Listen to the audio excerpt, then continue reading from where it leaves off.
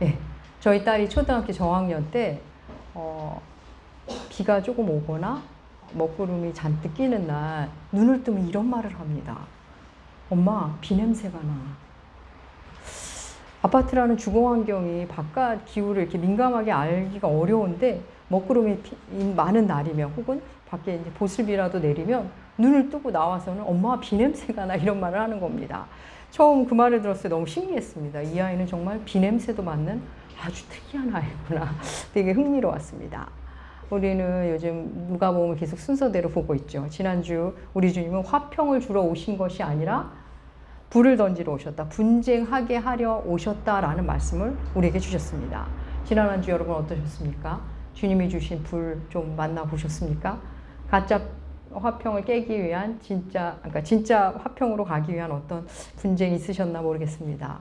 오늘은 그 다음에 이어지는 말씀입니다. 바로 앞서서도 나의 답답함이 어떠하겠느냐 이렇게 답답함을 말씀하시더니 오늘은 조금 더 한 걸음 앞서가서 책망조로 말씀하십니다. 오늘 말씀은 주님 앞에 말씀을 듣고자 나온, 우리처럼 말씀을 듣고자 나온 어떤 대중들, 무리를 향해 하시는 말씀입니다. 우리 오늘 말씀 시작 볼까요? 누가복음 12장 54절에서 57절 말씀. 주보에도 실었습니다. 함께 읽겠습니다. 또 무리에게 이르시되 너희가 구름이 서쪽에서 있는 것을 보면 말하기를 소나기가 오리라 하나니 과연 그러하고 남풍이 부는 것을 보면 말하기를 심히 더우리라 하나니 과연 그러하리라. 외식하는 자여 너희가 천지의 기상을 분간하지 알면서 어찌 이 시대는 분간하지 못하느냐. 또 어찌하여 옳은 것을 스스로 판단하지 아니하느냐. 너희가 구름이 서쪽에서 오면 소나기가 오겠구나를 알고 남풍이 불면 날이 더워지겠구나를 알지 않느냐. 이런 말씀을 시작합니다. 그럼 이스라엘의 지형은 이렇습니다. 서쪽은 지중해가 있고 동쪽은 사막, 그러니까 광야가 있습니다. 그래서 서쪽에서 구름이 인다는 것은 지중해에서 형성된 어떤 먹구름이 오는 거죠. 그러면 습한 바람이 불기 마련입니다.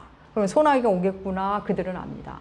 또 남쪽에서 바람이 불어오면 사막에서 오는 바람이기 때문에 이제 점점 더 더워지겠구나를 예측할 수 있습니다. 그러면서 더위를 대비하겠죠. 그들이 그렇게 사는 건 아주 자연스럽습니다. 우리 주님이 바로 이런 이야기를 꺼내시면서 너희는 천지의 기상은 그렇게 구별할 줄 알면서 분간할 줄 알면서 어찌 시대를 분간하지 못하느냐, 어찌 옳은 것을 판단하지 못하느냐 이렇게 책망을 하십니다. 시대를 분간하지 못하느냐, 옳은 것을 판단하지 못하느냐, 사실 이게 같은 맥락의 말씀이죠. 시대를 분별하는 자는 옳은 것을 알게 됩니다. 무엇이 옳고 어떻게 해야 되는지, 또 무엇이 옳고 어떻게 해야 되는지가 궁금하다면 시대를 분간하기 시작합니다. 그것부터 시작하겠죠. 주님은 왜 시기를, 왜 징조를 읽지 못하느냐 이런 말씀을 답답해 하시면서 책망조로 하십니다.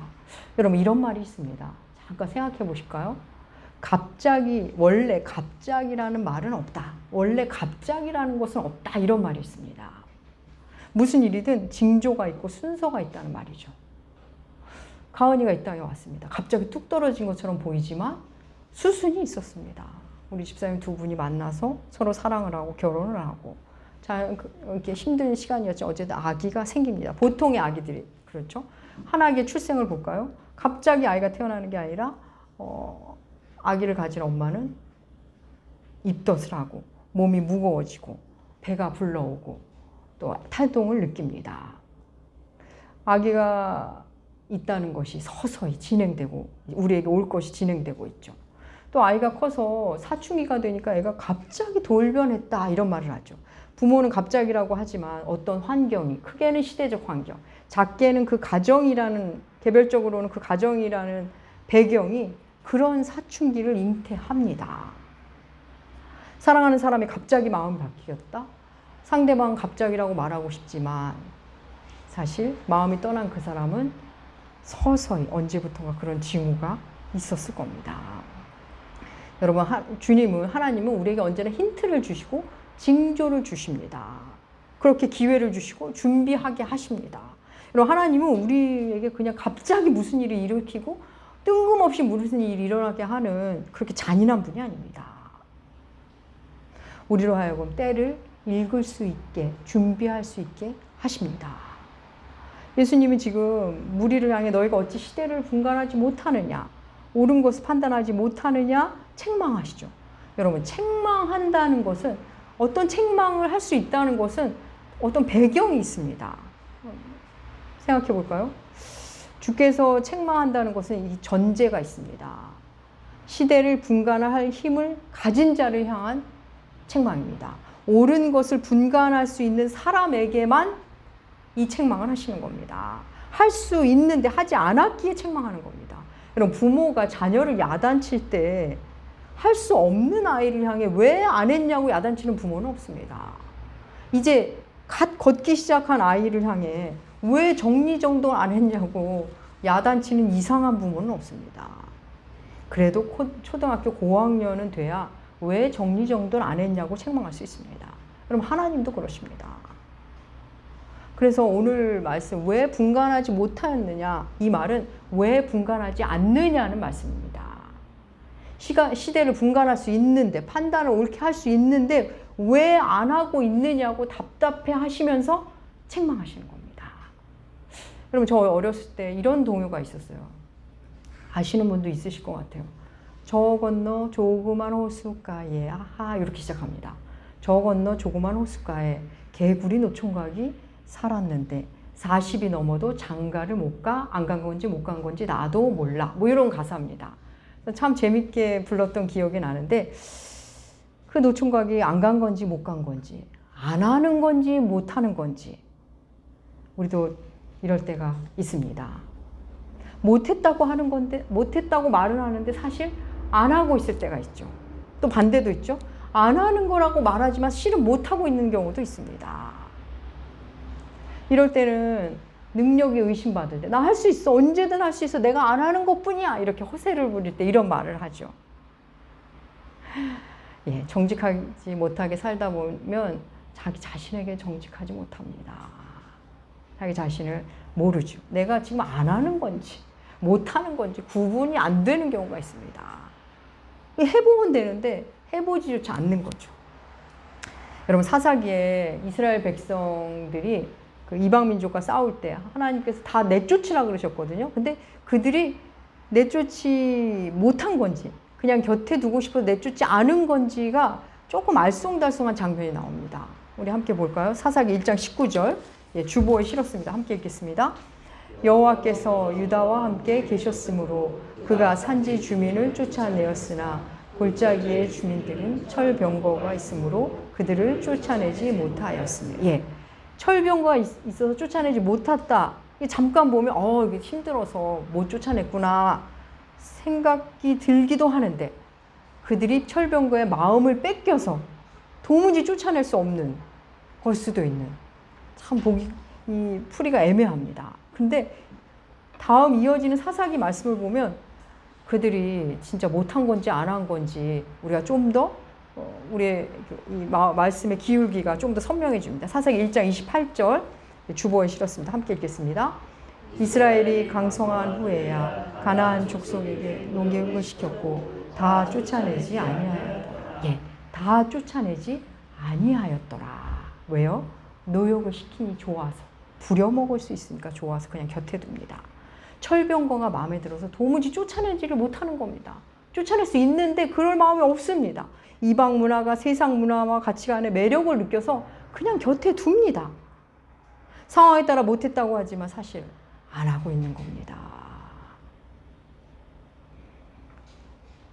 여러분, 오늘 본문은 분명 할 수 있는데 안 하고 있는 사람들을 향한 말씀입니다. 그 증거가 또 나오는데, 주께서 그들을 어떻게 부르시는가를 보면 압니다. 너희가 어찌 시대를 분간하지 못하느냐? 어찌 스스로 판단하지 못하느냐? 그런 사람을 부른다면 너희가 어찌 이렇게 무지하냐 하면서 무지한 자요, 무능한 자요, 오판하는 자요 이렇게 부르실 것 같은데 뭐라고 부르시죠? 외식하는 자요 이렇게 부르십니다. 외식하는 자요. 그들이 정말 못했다면 이렇게 부르시지 않겠죠. 외식하여 자요로 부르십니다. 여러분, 지금 주님이 바리새인이나 서기관에게 주시는 말씀이 아닙니다. 주님 말씀 들어보겠다고 나온 자들에게 그렇게 부르십니다. 여러분, 외식이 뭡니까? 외식이? 겉과 속이 다른 것을 외식이라고 하지 않습니까? 할 수 있는데 안 하는 것도 외식입니다. 분명히 해야 하는 일이 뭔지를 알면서도 안 하는 것, 외식입니다. 겉만 그럴싸한 것이 외식이 아니라 아닌 척, 몰랐던 척, 못하는 척, 나와 상관없는 척, 내 일이 아닌 척, 시치미를 뚝대고 있는 것. 어떻게 살아야 하는지 알면서도 꼼짝도 안 하는 척, 안 하는 것, 시치미를 뚝대고 있는 것. 그게 외식입니다. 하나님의 뜻을 알면서도 모르는 척. 자기 뜻을 고집하며 사는 게 여러분 그게 외식입니다. 하나님 뭘 원하는지 이미 다 압니다. 그런데 말씀을 주시면 말씀 앞에서 계속 딴소리를 합니다. 그거 외식입니다. 주님이 이 비유를 하나 드시죠. 자기를 고발한 사람과 함께 법관에 가는 이야기를 비유로 드십니다. 우리 그 말씀 읽어볼까요? 누가복음 12장 58절과 59절 함께 읽겠습니다. 네가 너를 고발하는 자와 함께 법관에게 갈 때에 길에서 화해하기를 힘쓰라. 그가 너를 재판장에게 끌어가고 재판장이 너를 옥졸에게 넘겨주어 옥졸이 옥에 가둘까 염려하라. 내게 이르노니 한 푼이라도 남김이 없이 갚지 아니하고서는 결코 거기서 나오지 못하리라 하시니라. 예, 지금 고발을 당했답니다. 뭘 죄를 졌겠죠? 잘못을 해서 고발을 당해 법관에게 가는 길입니다. 지금 그대로 가면 이제 죄값을 치러야 합니다. 주님이 말씀하시죠? 그 가는 길에 화해를 해라. 그렇지 않으면 너는 꼼짝없이 죄값을 다 치러야 된단다. 여러분 이 말씀 갑자기 무슨 말일까요? 여러분 이런 경우 가정해 볼까요? 여러분이 지금 잘못을 했습니다. 고발을 당해서 가는 길에 분명히 가면 이제 죄값을 치러야 합니다. 그러면 어떻게 해야 되죠? 가는 길에? 합의를 해야죠. 합의를 해야죠. 지금 그대로 가면 합의가 안 된 상태로 가면 죄값을 반드시 치러야 합니다. 그런데 합의를 한다면 죄값을 면하게 되겠죠. 합의가 안 되더라도 뭔가 좀 화해에 힘쓰면 법정 가서 그 죄값이 벌이 약해지겠죠.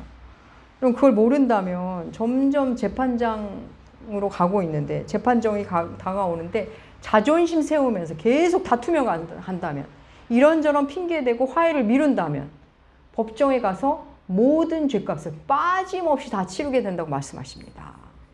여러분 우리에게 늘 염려하지 말라고 말씀하시는 주님이시건만 여기서 뭐라 그러죠? 그렇게 죄값을 치를까 봐 염려하라 하십니다. 그걸 염려하라 하십니다. 사랑하는 여러분, 자신이 죽을 수밖에 없는 죄인이라는 것을 아는 사람은 분별력을 갖고 가는 길에 화해를 할 겁니다. 우리는 지금 다 법관에게 가는 길에 있습니다. 하나님의 앞에 범죄한 우리는 예수 십자가의 사역을 통해 하나님과 화해하지 않으면 우리는 죄값을 다 우리가 감당해야 합니다. 로마서 말씀 함께 볼까요? 로마서 5장 10절 말씀 주보에 실었습니다. 우리 함께 읽겠습니다. 우리가 하나님의 원수일 때에도 하나님의 아들의 죽으심으로 말미암아 하나님과 화해하게 되었다면 화해한 우리가 하나님의 생명으로 구원을 얻으리라는 것은 더욱 확실합니다. 예, 세 번역입니다. 예수가 우리의 화목제가 되시고 우리와 하나님 사이를 화해시키십니다. 법관에게 가기 전에 화해한다는 것은 그 예수를 통한 화해, 그걸 힘쓰라는 말씀입니다. 우리의 삶이라는 여정은 그 길입니다. 그 길에서 예수와 더불어 예수를 통해 하나님과 화해해야 합니다. 그 화해가 되면 내 존재와의 화해, 부모와의 화해, 시대와의 화해, 타인과의 화해는 여러분 저절로 일어납니다. 모든 것이 하나님과의 화해로부터 출발합니다. 사랑하는 여러분, 예수를 믿는다고 하면서도 교회를 다닌다고 하면서도 자기를 만나는 일에 예수 안에서 나를 발견하는 일에 게으른 사람들이 너무 많습니다. 비가 올 것을 먹구름이 끼면 비가 올 것을 예측하는 것. 더운 바람이 불면 이제 여름이 오겠구나를 예측하는 거. 여러분 그거 대단한 지혜가 필요한 게 아닙니다. 어마어마한 경험이 필요한 게 아닙니다. 약간의 경험으로 누구나 알 수 있는 겁니다. 하나님 우리에게 늘 준비할 시간을 주십니다. 언제나 그러셨습니다. 우리 인생을 한번 여러분 쭉 둘러보십시오. 여러분의 삶을. 하나님은 언제나 준비할 시간을 늘 충분히 주셨습니다. 내가 준비를 안 한 거지. 준비할 시간은 언제나 있었습니다. 몸을 볼까요? 통증을 느끼면 아 이렇게 하면 안 되겠구나. 뭔가 고쳐져야겠구나. 뭔가 내가 달라져야 되겠구나. 뭐 음식을 조절해야 되겠구나. 운동을 해야 되겠구나. 다 징후를 주십니다. 관계, 눈빛으로 혹은 어떤 일로 그 삐걱거림을 우리가 느낄 수 있습니다. 그러면 뭔가 조치를 취해야 합니다. 상황도 마찬가지죠. 상황이 갑자기 뚝 떨어지지 않습니다. 금이 가기 시작합니다. 그러면 조치를 취해야 합니다. 우리가 느끼는 대부분의 갑자기, 그건 우리의 지독한 아둔함이나 혹은 우리의 끔찍한 게으름, 아주 못 말리는 고집, 그것이 만든 갑자기입니다. 그럼 하나님은 여러 통로를 통해 우리에게 예고편을 주십니다. 근데 우리는 끝까지 거부하고 아는 체하고 괜찮은 체하고 자기가 다 할 수 있느냐, 그렇게 하나님 앞에 못 본 채 하기 때문에 오는 갑자기가 대부분입니다. 여러분, 우리는 조그만 말씀만 멀어져도 놀랍게도 하나님께 저항하고 거역합니다. 하나님의 사랑을 의심합니다. 불평하고 원망하고 모두 하나님의 탓으로, 남 탓으로 우리는 다 돌립니다. 하나님께 그러죠. 하나님 왜 그러냐고, 나한테 왜 이러냐고, 그러시면 안 된다고, 어떻게 그럴 수 있냐고 직접 말하기도 하고, 직접 그런 말은 못하지만 다른 사람에게 불평하고 원망하는 형태로 하나님을 원망합니다. 다른 사람을 비난하는 형태로 하나님을 원망하는 겁니다. 저도 가끔씩 제 안에 하나님께 저항하는 마음이 생길 때가 있습니다. 상황이 힘들고 어려울 때, 원망의 마음이 이렇게 솟아오를 때, 아, 내가 정말 하나님의 원수였구나, 내가 정말 본디 하나님의 원수였던 거 맞구나를 절감하게 됩니다. 지난주 어떤 목사님의 글을 하나 읽었습니다. 그분이 신학교 다닐 때 이야기입니다. 한 교수님이 수업 중에 교재에 너무 늦었다라는 어떤 그런 문장이 나오자 갑자기 오열하시더랍니다. 그냥 눈물을 잠깐 훔치는 게 아니라 잠깐 수업을 멈춰야 할 정도로 아마 오열하셨나 봅니다. 근데 그분이 왜 그러셨나, 너무 늦었다는 그 문장에 왜 그러셨나는 나중에 그분의 아들과 관련되어 있음을 이제 알게 됩니다. 그 교수님은 학자로서 참 열심히 사셨고 좋은 학자라는 평을 들으신 분인 것 같습니다. 그분에게는 아들이 하나 있었는데 그 아들과 놀 시간도 없이 맨날 공부하고 연구하고 그렇게 사셨나 봅니다. 뭐 그래서 교수님이 됐겠죠. 그래서 그 아이가 유소년기를 지나 청소년기를 지나 이제 청년이 돼서 다 장성했습니다. 집에 교수님이 퇴근하고 왔더니 그 아들이 갑자기 조그만 카드를 하나 이렇게 내놓더랍니다. 그래서 교수님이 오늘 어버이날인가, 무슨 내 생일인가?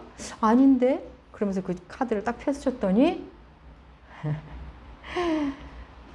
놀랍게도 아들의 청첩장이랍니다. 더 놀라운 것은 결혼식이 그 다음 날이랍니다. 더 놀라운 것은 결혼식을 마치자마자 신부와 외국으로 떠난답니다. 교수님 너무 당황했겠죠. 그래서 아들에게 미안한 마음이었겠죠. 뭐 이런 가족도 있더라고요. 미안한 마음이었겠죠. 그 너랑 결혼할 신부는 어떤 아이냐, 어떻게 만났냐, 뭐 이런저런 걸 물어보셨답니다. 근데 아들은 그 아버지의 물음을 다 듣고 가만히 듣다가 한마디 합니다. 아버지, 너무 늦었어요. 아들이 한 그 말, 아버지 너무 늦었어요, 그 말이 아들에게 들은 마지막 말이 됩니다. 그 아들은 결혼식을 마치고 외국에 갔다가 그곳에서 얼마 후에 교통사고로 죽게 됩니다. 아들에게 들은 마지막 말, 너무 늦었다. 그래서 그날 수업 중에 너무 늦었다는 문장을 보고 그렇게 오열하셨던 겁니다. 참 마음 아픈 이야기입니다.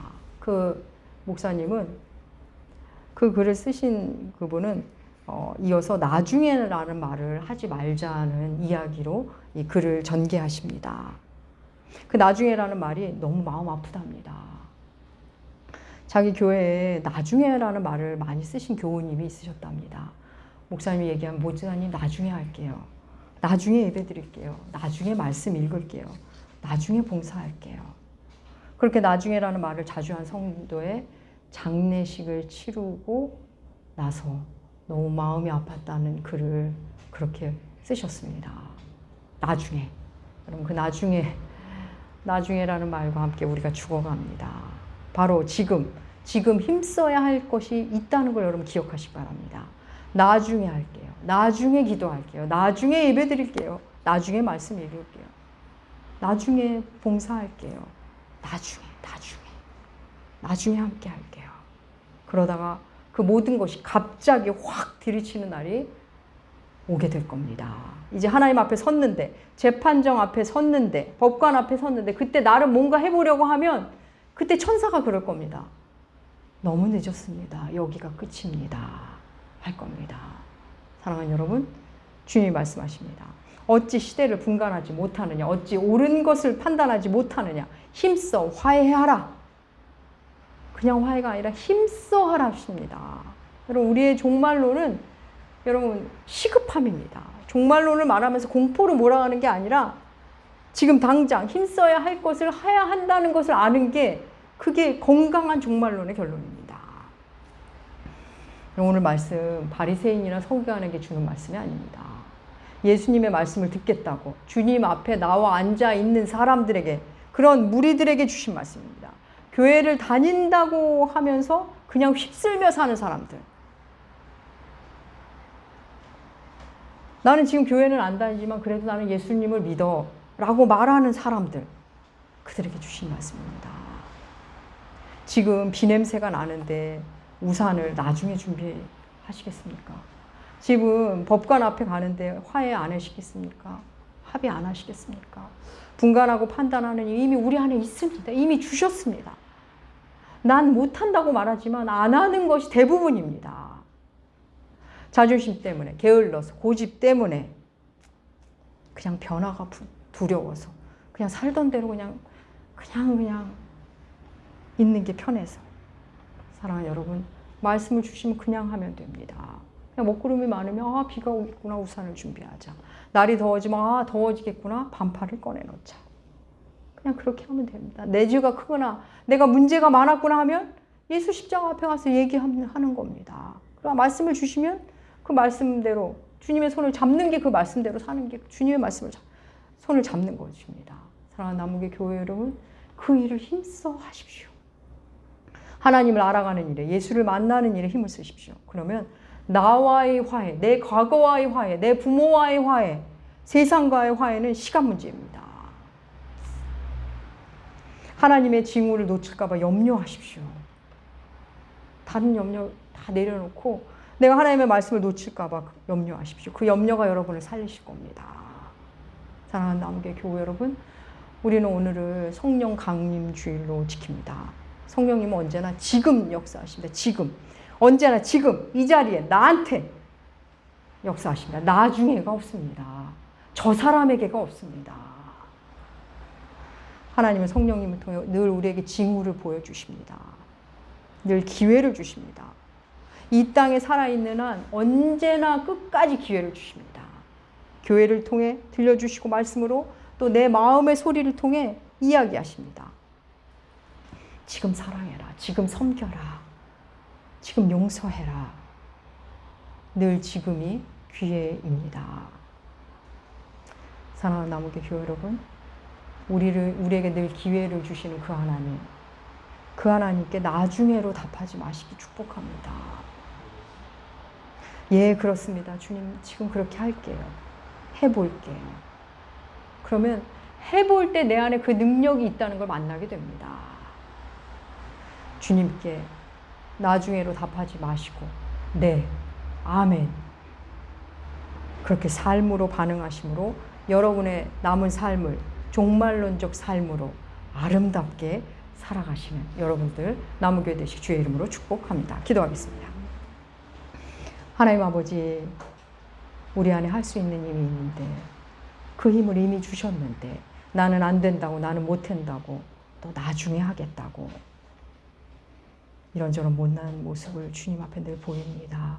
그런 우리를 기다리시고 또 기다리시며 기회를 주시는 우리 아버지, 우리를 불쌍히 여겨주시옵소서. 우리를 너무나 사랑하시기에 답답해 하시는 우리 주님, 그 아픈 눈물을 알게 하시고